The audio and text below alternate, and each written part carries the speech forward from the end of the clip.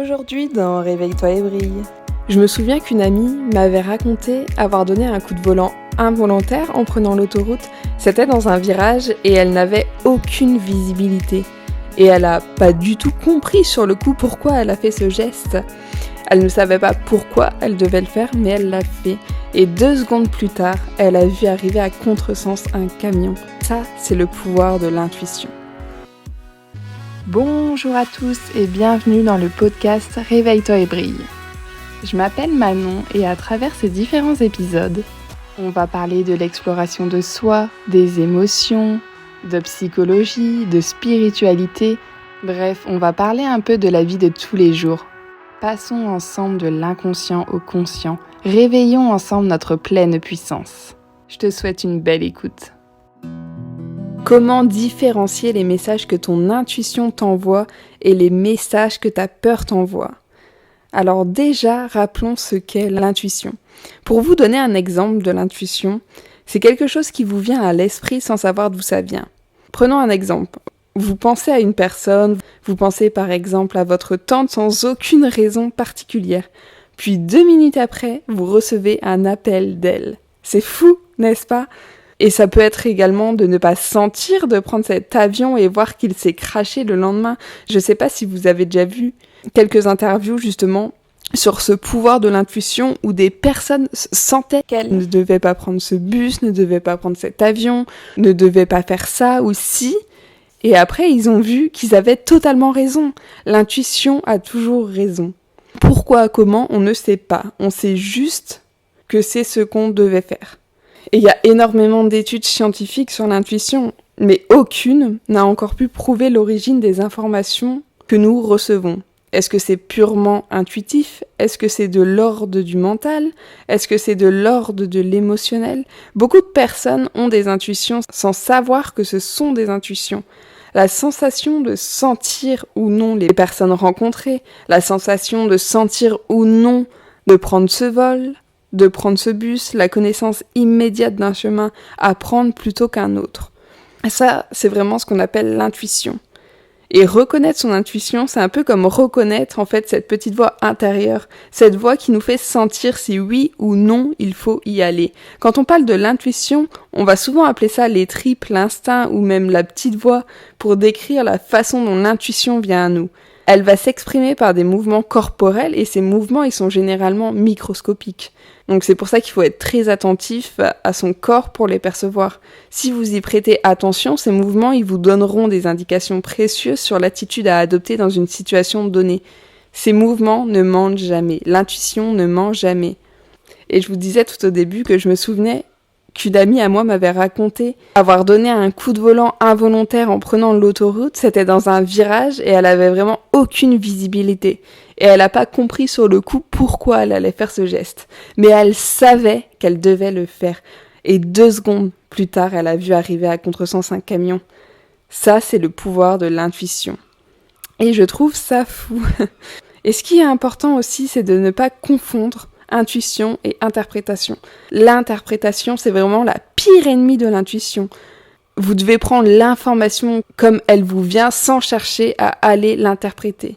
Pourquoi ? Parce que sinon vous allez risquer de faire coïncider en fait vos croyances avec ce que vous avez ressenti et de tomber du coup complètement à côté de la plaque. Quand on ne maîtrise pas son intuition, on fait confiance à son interprétation. Mais l'intuition ne trompe jamais, comparée à l'interprétation qui nous trompe souvent. Combien de fois dans votre vie, votre interprétation a pu vous tromper, comparée à votre intuition ? Pour ne pas être dans l'interprétation, demandez-vous qu'est-ce que vous avez ressenti. Recentrez-vous vraiment sur votre ressenti et non sur l'interprétation que vous pouvez en faire. Donc voilà en gros l'intuition, à quoi ça correspond, comparée à la peur qui, elle, est une émotion. Elle va se manifester par des sensations corporelles fortes en réponse à une pensée, à un signal urgent envoyé par votre cerveau. Vos peurs, elles peuvent être vraies ou elles peuvent être imaginaires. C'est-à-dire qu'une vraie peur, c'est imaginer que vous êtes face à quelqu'un qui vous menace ou que vous voyez une voiture qui vous fonce dessus, tandis qu'une peur imaginaire, c'est comme si vous imaginiez que quelque chose va se passer, comme imaginer par exemple que votre copain, que votre copine, que peu importe, quelqu'un va vous abandonner et ça va vous bouffer. Et souvent ce n'est pas réaliste et inconsciemment en fait vous allez mettre votre énergie du coup là où il ne faut pas et produire des actes pour que ça se passe comme ça, pour vous donner raison. Et même si votre imagination, elle n'arrête pas de tourner et que les probabilités, elles sont minces, dans ces cas-là, c'est surtout votre angoisse qui va vous parler et non votre peur. Donc la peur, c'est vraiment plutôt ça, quelque chose qui se manifeste dans tout le corps, qui peut être réel ou imaginaire, qui est une émotion et qui répond à une pensée, contrairement à l'intuition qui est une information qui répond à une question. Et pourquoi en fait c'est important de reconnaître du coup son intuition, la différenciant de la peur?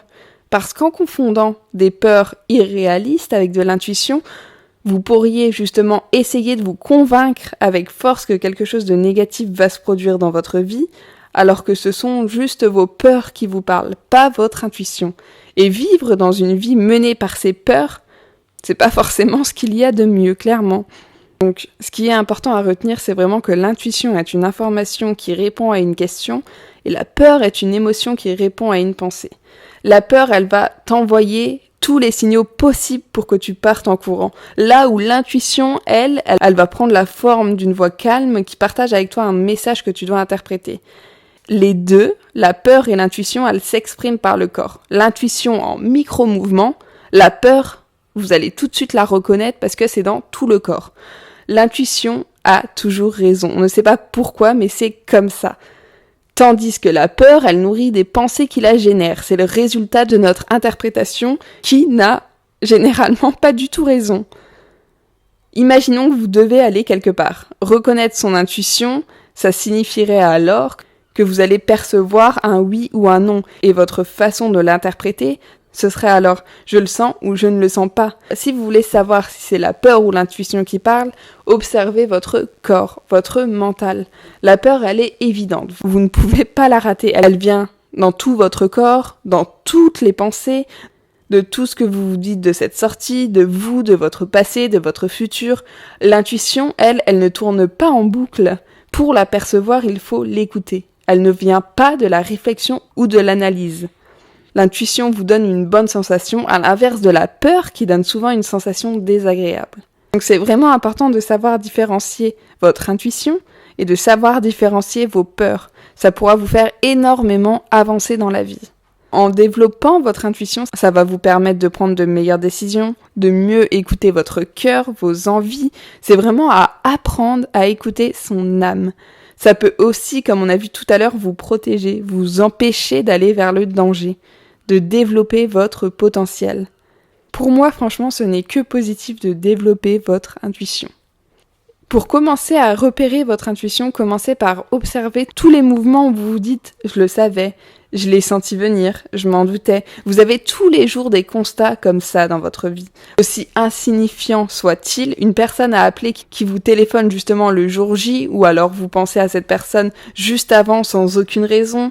À partir d'aujourd'hui, dressez la liste des événements qui ont suscité chez vous une telle réaction. Au fil des jours, vous allez apercevoir que vous pouvez avoir confiance en votre intuition.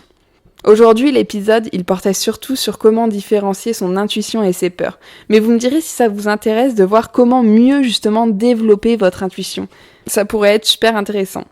De toute façon, plus vous allez vous entraîner, plus vous serez en capacité de faire confiance à votre intuition dans des situations à enjeu et de prendre les meilleures décisions possibles.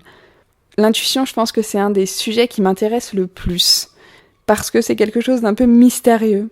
On n'arrive pas à savoir d'où ça vient, mais on sait qu'on doit suivre cette chose. Cette chose ne nous trompe pas. Comparé à nos peurs qui peuvent nous tromper, comparé à nos interprétations qui peuvent nous tromper. L'intuition, c'est vraiment quelque chose à quoi on peut faire confiance. Voilà pour cet épisode. Je pourrais parler de l'intuition encore et encore, mais je vais m'arrêter là, parce que ça fait déjà un petit moment. J'espère que cet épisode, il aura pu vous plaire. Je suis un peu moins présente en ce moment, mais je suis toujours là, je suis toujours présente. Je vous fais plein de bisous, je vous dis à bientôt pour un tout nouvel épisode. Prenez soin de vous, Pensez à développer votre intuition, ça vous amènera loin.